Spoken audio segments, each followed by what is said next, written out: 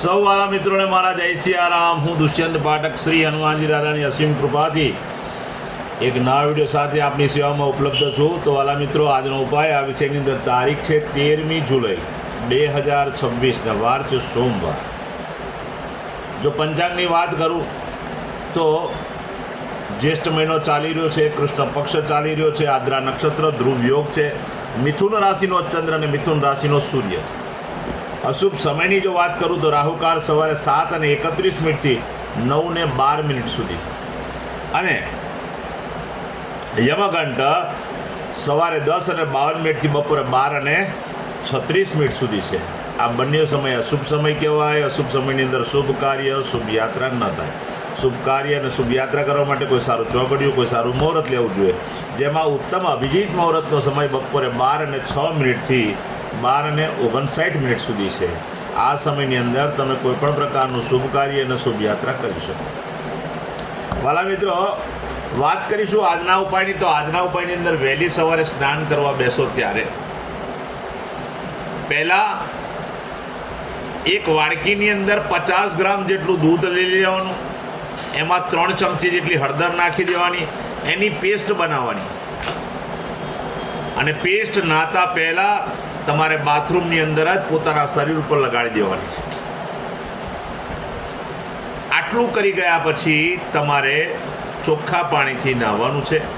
સાબુ અને શેમ્પૂનો ઉપયોગ પણ કરી શકાય. જ્યારે પેસ્ટ લગાડો ત્યારે માથાના વાળ અને પગના તળિયામાં પેસ્ટ લગાડવાની નથી.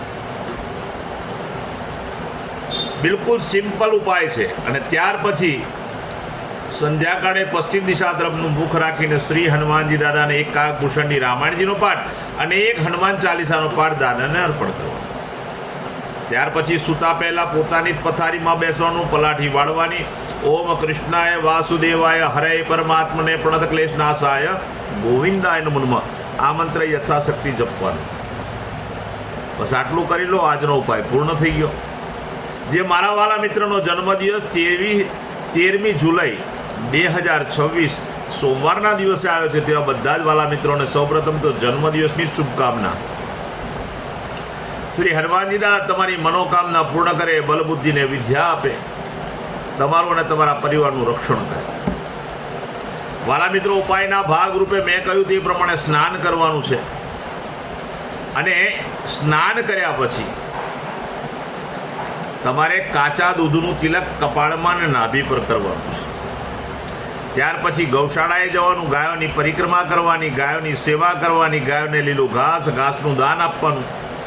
સાથે સાથે તમારે ત્યાં જે ભોજન બન્યું તે ભોજન પણ ગાયોને અર્પણ કરવાનું.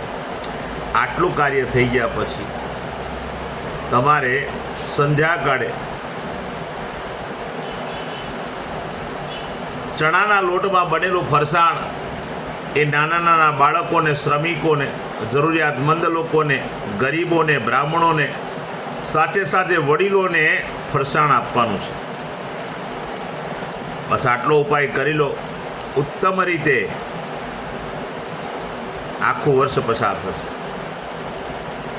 જેમની મેરેજ એનિવર્સરી 13મી જુલાઈ 2026 સોમવારના દિવસે છે, તેઓ બધા જ વાલા મિત્રોએ સવારે સ્નાન કરી વડીલોના ચરણ સ્પર્શ કરવાના છે. ચરણ સ્પર્શ કર્યા પછી આશીર્વાદ મેળવી લેવાના. ગૌશાળાએ જવાનું, ગાયોની પરિક્રમા પતિ અને પત્નીએ કરવાની છે. પતિ પત્ની ગાયોની સેવા કરશે, ગાયોને લીલું ઘાસનું દાન આપવાનું છે. તમારે ત્યાં ભોજન બન્યું હોય તે ભોજન ગાયોને અર્પણ કરવાનું છે. ત્યાર પછી કોઈ પણ વૃદ્ધાશ્રમમાં, અનાથાશ્રમમાં, વિધવાશ્રમમાં જરૂરિયાતમંદ લોકોને, ગરીબોને, શ્રમિકોને, બ્રાહ્મણોને તમારે આખા સીધાનું દાન કરવાનું છે. પૂરું સીધું, શાકભાજી સહિત. બસ આટલું કરી લો. પતિ અને પત્નીનું આખું વર્ષ ઉત્તમ રીતે પસાર થશે. મારા બધા જ વિડીયો યુટ્યુબ પર હોય છે અને મારી યુટ્યુબની ચેનલનું નામ છે દુષ્યંત પાઠક. મારી ચેનલને સબસ્ક્રાઈબ અવશ્ય કરજો, બેલ આઇકન દબાવજો, કારણ કે હું નિયમિત એક વિડીયો મૂકું છું. જો તમે બેલ આઇકન દબાવેલું હશે તો તમારા મોબાઈલ પર નોટિફિકેશન આવી જશે, તમે મારો વિડીયો તરત જ જોઈ શકશો. એવી જ રીતે મારું ફેસબુકનું પેજ અને મારું ઇન્સ્ટાગ્રામનું પેજ, એનું નામ પણ દુષ્યંત પાઠક છે. મારા પેજને ફોલો કરજો, લાઇક કરજો અને મારા બધા જ વિડીયોને તમારા સોશિયલ મીડિયાના એકાઉન્ટ ઉપરથી શેર કરજો. કોઈ મૂંઝવણમાં, કોઈ સંઘર્ષમાં ફસાયેલા વ્યક્તિ તમે મૂકેલા, તમે શેર કરેલા વિડીયોને જોશે અને જો ઉપાય કરશે તો એને પણ ભગવાન માર્ગ દેખાડશે. પ્રાર્થના કરું છું, મારા વિડીયોને અવશ્ય શેર કરજો. હું નિયમિત એક વાત પ્રમાણિકતાથી કરું છું કે મારો વિડીયો એકવાર જોવાથી કે એકવાર ઉપાય કરવાથી 24, 48, 72 કલાકમાં રિઝલ્ટ નહીં આવે. તમે ખોટા પ્રયત્ન ન કરતા અને અંધકારમાં જીવતા નહીં. મારો નિયમિત વિડીયો જોવો પડશે. મારો નિયમિત વિડીયો જોયા પછી ઉપાય કરવો પડશે, ત્યારે તમે સંઘર્ષમાંથી બહાર આવશો. તો પ્રાર્થના કરું છું કે ઉપાય કરો. ના વિડીયો ફરીથી મળીશું. આપ સૌને મારા સીતારામ.